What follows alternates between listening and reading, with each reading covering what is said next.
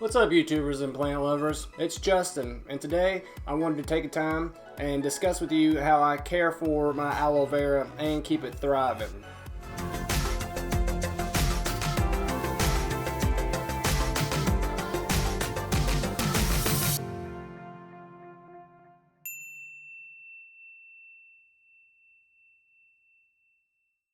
Now, do you know what the scientific name is for aloe vera? It's aloe vera. Now, this plant has a lot of common names too.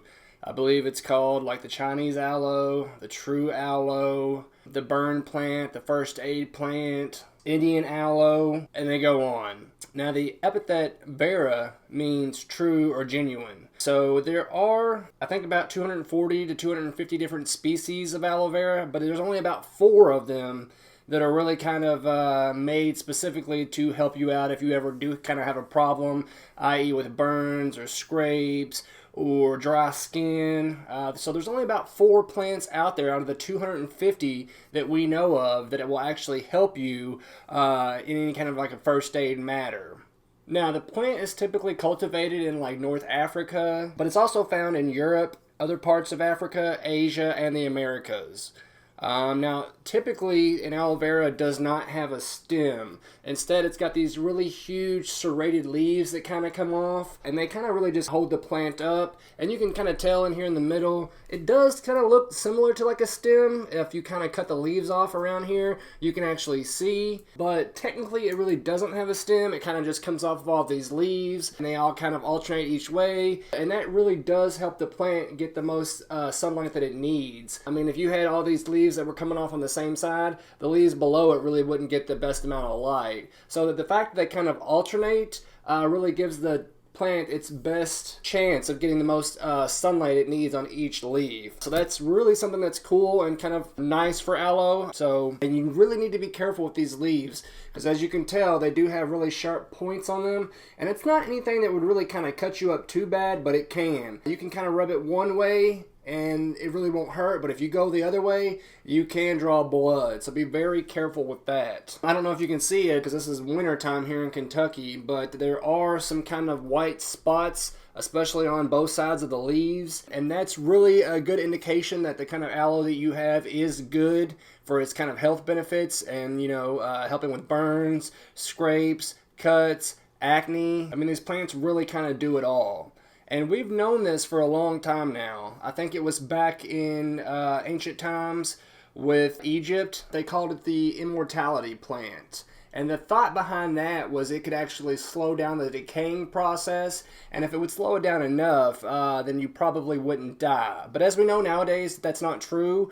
It really is celebrated for its really nice health benefits because, I mean, you can rub it on anything, and especially if you have a cut or a scrape or a burn, and that will kind of help alleviate some of the pain. And so we've known this for a couple thousand years, but nowadays, unfortunately, not too many people have an aloe plant in their collection. But if you're an avid plant grower like me, aloe vera is definitely a plant that you would want to have. Now, you got to be careful with it because a lot of people don't know a whole lot about the aloe vera, but there is 2 parts of the inner part of the leaf. There is a inner part that's really clear, that is the aloe gel, and then right directly underneath the skin there is a yellow kind of looking latex that comes out that has always been really good at helping with constipation. But if you end up taking too much of that, you can end up getting really sick and kind of crampy, and too much of it can actually kill you. So you have to be very careful and actually know what you're doing if you continue to rub this plant on you for a long time. Now, as I was saying, the proper way to kind of cut the leaf off is you kind of want to cut it as flush to the center of the plant as possible, because once you cut it down here or anywhere else,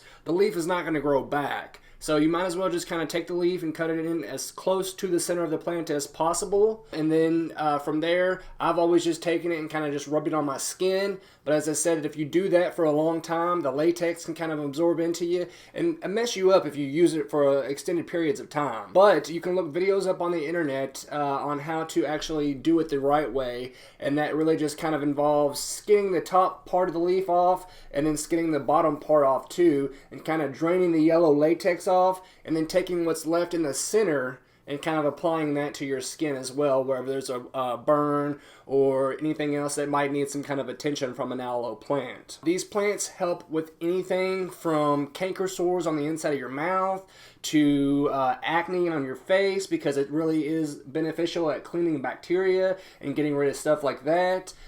So you can apply it to cuts and scrapes. Of course, you know that you can apply them to burns, and it helps alleviate that kind of sting and pain from that. If you get bitten by an insect, you can apply the aloe gel to around the insect bite, and it'll help it from itching a whole lot. And then again, with the latex, that's always been really helpful for people who've kind of had some bowel movement problems. But I think it was around 2002, the U.S. Drug and Administration, they actually took it off, a lot of the latex, the aloe latex, just because it started doing more harm than good. Now, if you actually monitor it relatively close and you're very careful with it, you could probably use it to help alleviate any constipation. But you got to be careful, because that stuff really can work really well. And then, like I said, if you take it for any prolonged experience or any prolonged time, then yeah, you probably will end up getting very severe stomach cramps, and it could end up killing you. So you got to be very careful. As I was saying, this plant really is kind of a miracle plant. It really helps more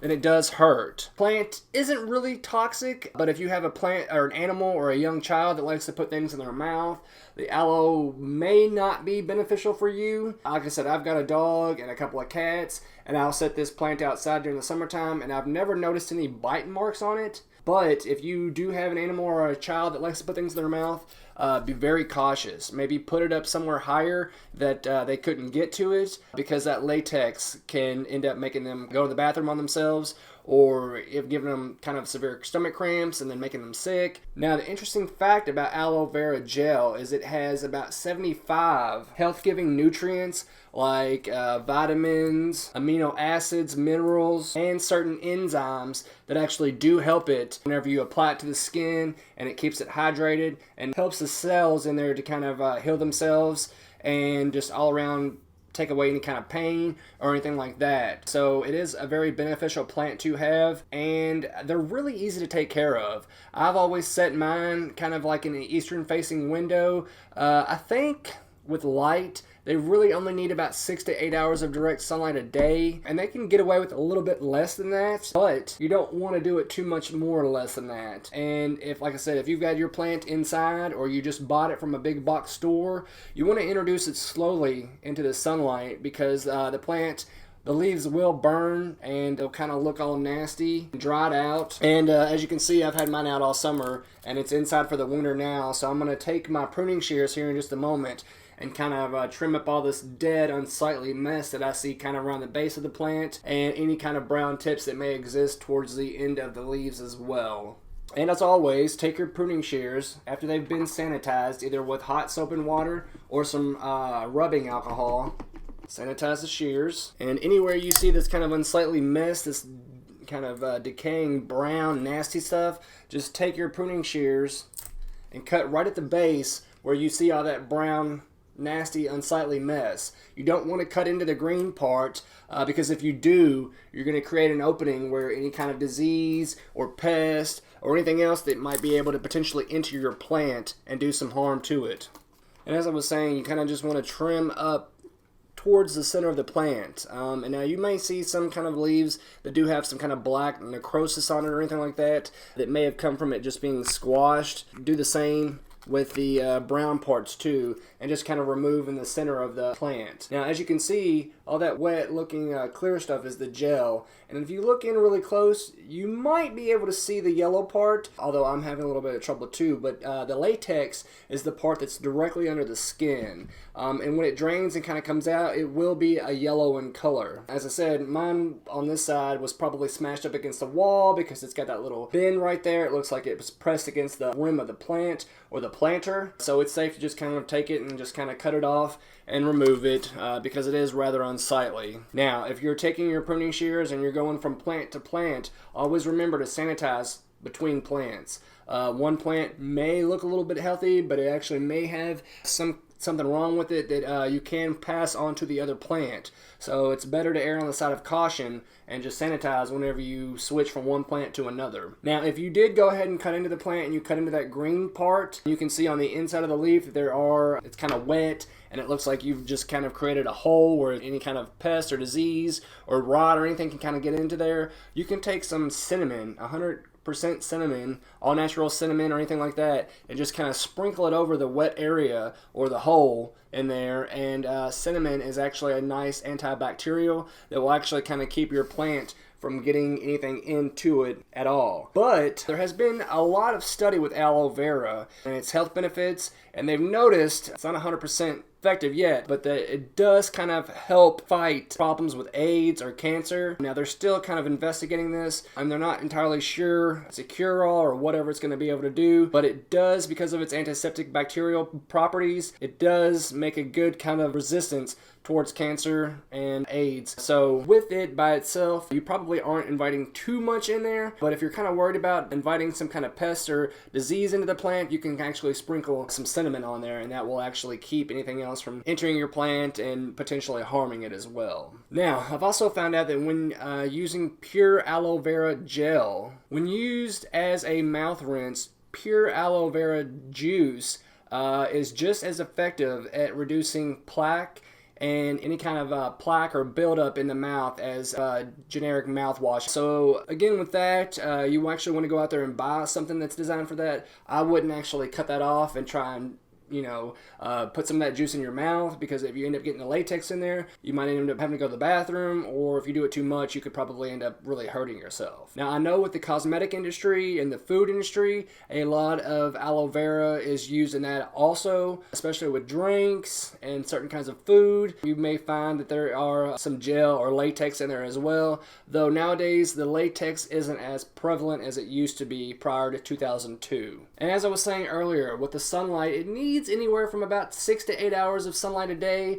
preferably kind of direct sunlight, but you do want to introduce it slowly. Now, in the wintertime, I have him kind of in a northeastern facing window, so he'll get ample amount of morning light and then kind of protection from the direct sunlight in the hottest part of the day in the wintertime, which really isn't that direct or even that hot in the wintertime. In the wintertime, I really don't water mine too much at all. Now, in about the summertime, in the growing season, you probably need about to water once every 2 to 3 weeks, depending on how hot it is outside.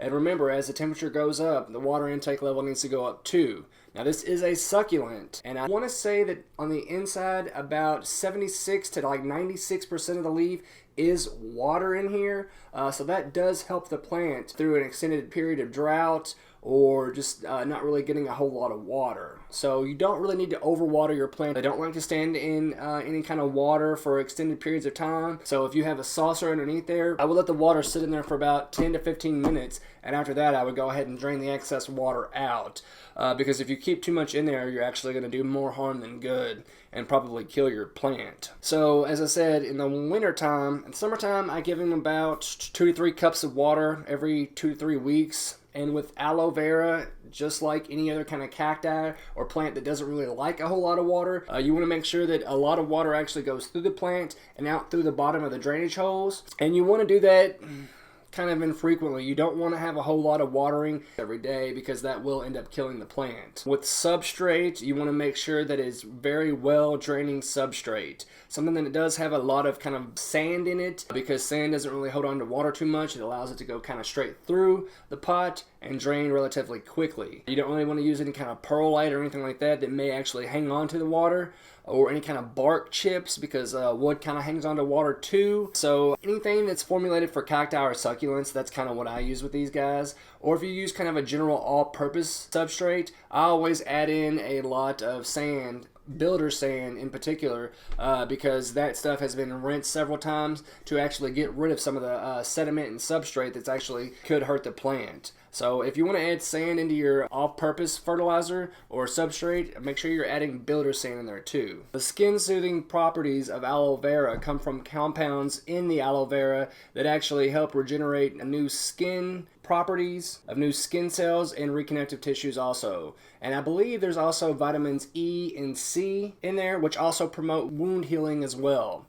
So the plant is very beneficial to us also. Now, as far as absorbing any kind of toxins from the air, the plant isn't the best at doing that, but it does kind of absorb some of the kind of chemicals that you find in like house cleaning chemicals. So if you use a lot of indoor, not natural cleaning solutions, an aloe vera plant is really good at kind of removing the formaldehyde and other compounds in there that typically come along with actually cleaning your house. Now, if you live in the South, I think the USDA zones that are best for the aloe is from like 9 to 11. And if you're living in zone 9, the plant actually needs to kind of be under like a shelter in the wintertime, so it doesn't get a whole lot of snow or water or anything that kind of builds up around there. But if you live in zones 10 or 11, the plant can actually be outside year round. So if you live in zones 9, you probably need to have a little protective shelter over it in the wintertime to kind of protect it from harsh winds or any kind of excessive water or moisture or anything like that. But zones 10 and 11 are kind of ideal for the plant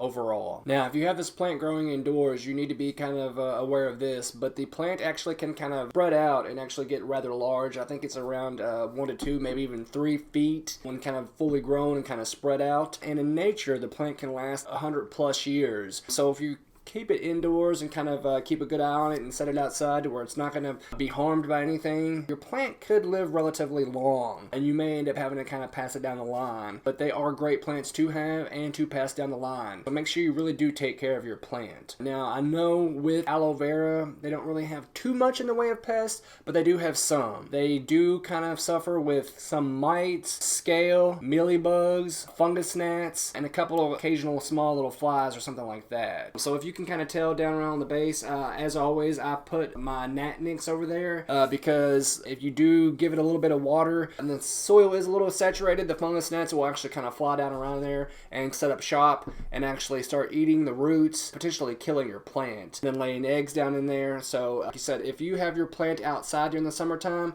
and you're worried about any kind of insect maybe burrowing down in the substrate and kind of munching on the roots and maybe harming the plant, you're not sure if you want to bring in this in the wintertime because you're kind of afraid that whatever's hatched down there might come back to the surface and actually come out and enter your house. The gnat nix is really great because it will kill anything that actually comes to the surface and prevent it from actually coming into your house. So that's one reason why I do use a lot of gnat nix, because it is very beneficial in getting rid of any pests that may potentially bother your aloe vera. With pH levels, I know the aloe vera kind of likes to be neutral to slightly alkaline. Anywhere from about 7 to maybe 8.5 is really kind of ideal with your aloe vera, but I'm sure it could go slightly acidic, but not much. So if you're worried about the pH, I would keep mine about neutral to maybe slightly alkaline, and that's what I've kept with mine, and it seems to be kind of right at home with that. And in wrapping up, I wanted to take a moment to kind of remind you all, this is what really kind of benefits me and my plants.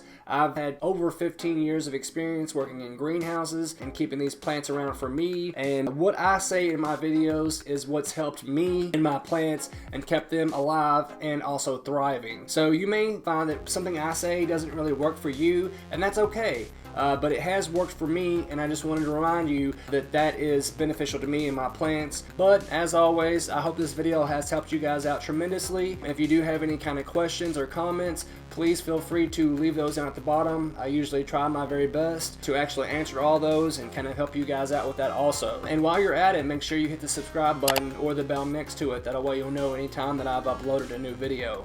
You guys take it easy, have a good one, and don't forget, always plant prudently. Thank you, YouTube.